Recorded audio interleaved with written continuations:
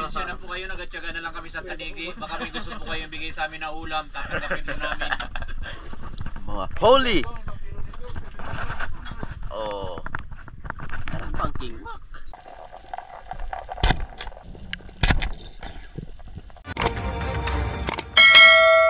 Welcome back mga kaspero sa ating panibagong episode. Samahan niyo ulit kami dito sa Coron, Palawan. At mag-warm up kami kasama ang Boracay Speros. Bago dumating yung competition, kailangan makapag-warm up.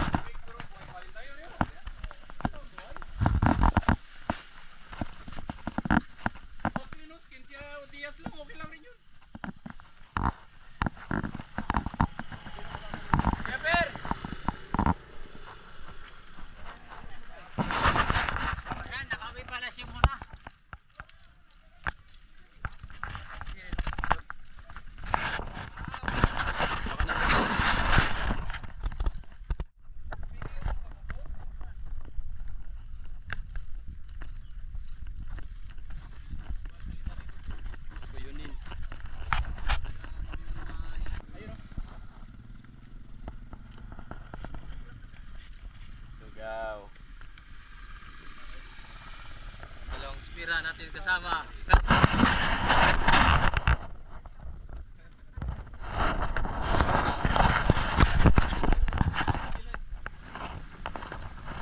Shoutout kay Brunico. Master Kyle. Siyempre ang pugi ng Don Coron. Master Dan. Lugaw. Master Rex.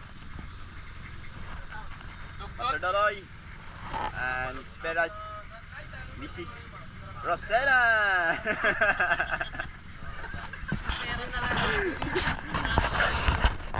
Papunta na kami sa spot kung saan kami mamamana mga kaspero.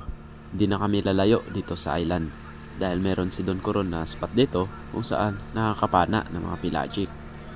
Kaya tara, samahan nyo kami mga kaspero. Sana makarami tayo ngayong araw para meron na tayong pang-ulam at budget na rin mga kaspero. At dito na nga tayo sa spot kung saan tayo mamamana. Medyo may current kaya medyo active ngayon ang mga pelagic. Ayan, nagbi-briefing pa sila kung saan sila pupunta. At ako naman, nakaready na para mag-dive. At ito nga, bumaba na ako para alamin kung saan yung mas maraming isda sa lugar na ito. Bumaba agad ako dito sa 16 meters at napapansin ko medyo tahimik yung lugar.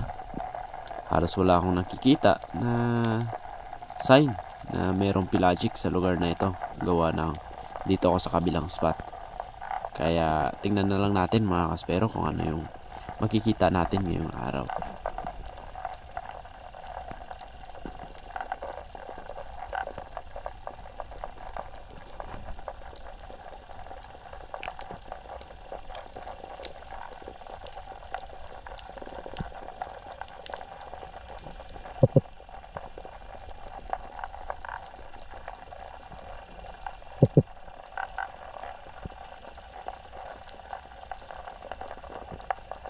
Napakaganda ng mga bahura dito sa ilalim mga kaspero.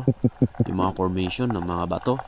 At meron pa mga seagrass na posibleng titirahan ng mga malalaking isda. Ngunit sa time na to, wala.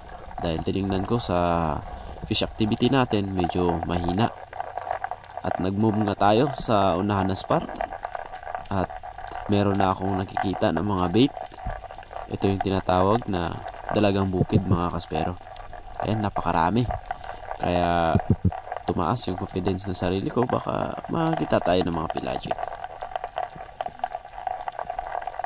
Malalaki na rin yung mga dalagang bukid na ibang klase dito mga kaspero. At dito nga may target na ako na isang Spanish flag snapper. Ayan, papalapit sa atin. Yun nga lang, hindi natin tinamaan. Sayang. Binamano na sana natin yun, pero okay lang. At ito, bumaba ulit ako para tingnan kung ano yung nasa baba dahil nagsikulasan yung mga bait or dalagang bukid mga kaspero. At nag-ambush pa ako dito at naghintay para may lumapit sa atin na pelagic mga kaspero. Pero sa time na to, talagang hintay lang talaga yung nangyari mga kaspero.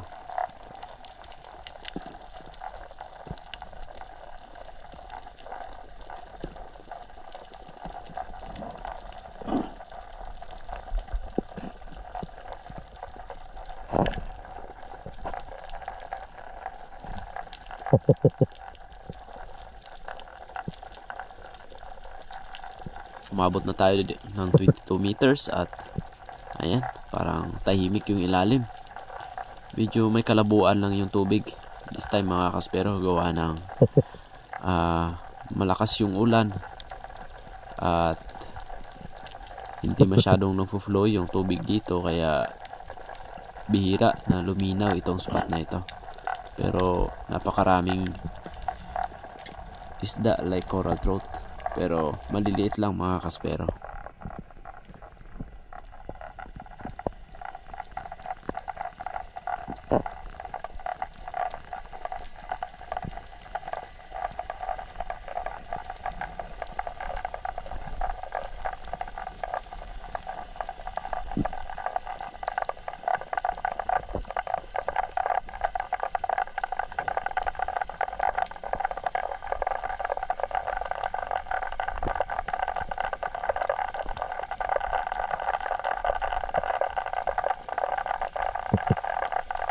Another dive na naman ginawa natin at meron akong nakikita ng mga spotted na trevally at yung mga queenfish mga kaspero. Pero hindi yan yung target natin ngayong araw dahil gusto ko yung pelagic at malalaki mga kaspero. At wala tayong nakita, kaya umahon ako at lumipat ng ibang spot. Pumunta ako dito sa mababaw, baka nandito yung mga pelagic, ngunit wala. Pero namangha ako sa spot na ito. Gawang buhay na buhay yung mga corals at ang ganda tingnan mga kaspero. Ayan o.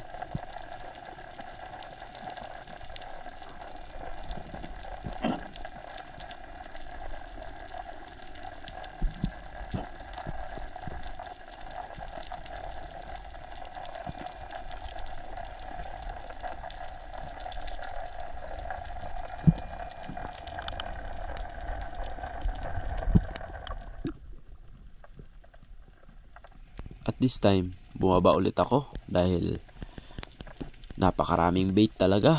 Halos namumuti sa dami ng dalagang bukid.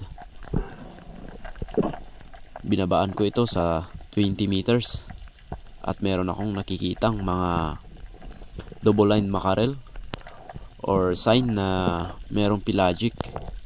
Kaya nung pagtingin ko sa taas, nandun yung isang king mac mga kaspero. Good size na ito, mga 7 or 8 kilos na. Problema lang, hindi na naman tumagos yung bala natin. Sayang, naka king mac na sana.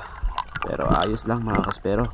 At hindi na rin kami tumagal at umahon na rin kami sa bangka. Holy! Oh, meron pang king mac.